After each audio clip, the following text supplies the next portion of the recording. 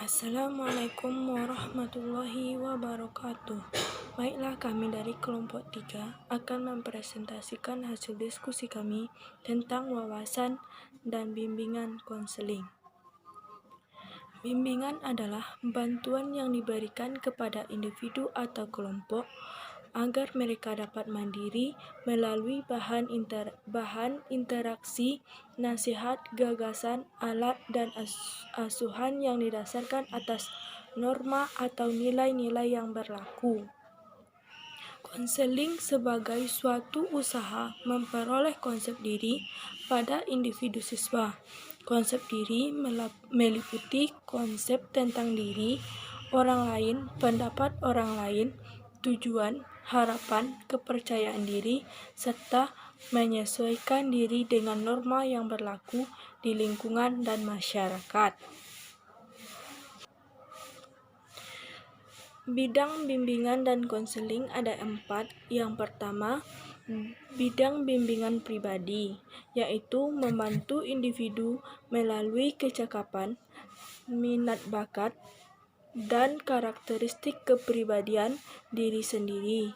Yang kedua, bidang bimbingan sosial, yaitu membantu individu menilai dan mencari alternatif hubungan sosial.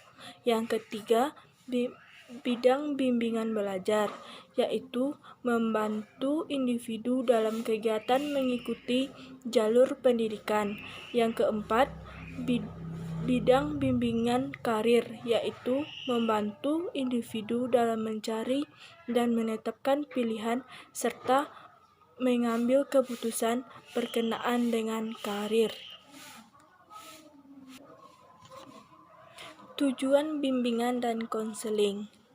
Tujuan bimbingan dan konseling secara umum adalah untuk membantu individu dalam mencapai kebahagiaan hidup pribadi, kehidupan yang efektif dan produktif di masyarakat, hidup bersama individu lain, serta harmonis antara cita-cita dengan kemampuan yang ada.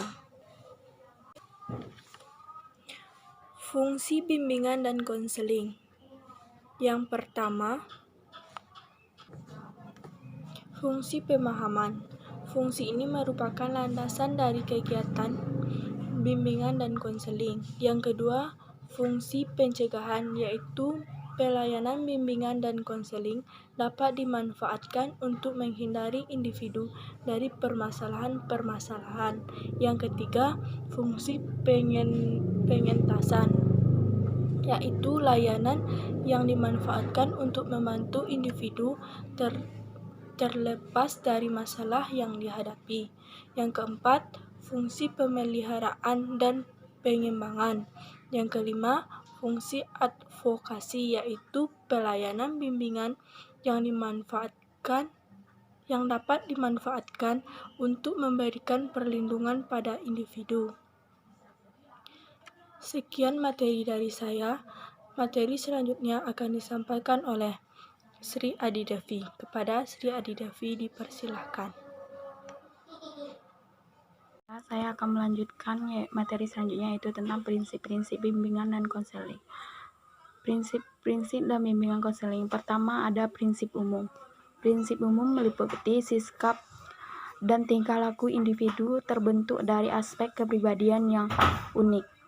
Yang kedua, pengenalan dan pemahaman tentang perbedaan merupakan suatu keharusan.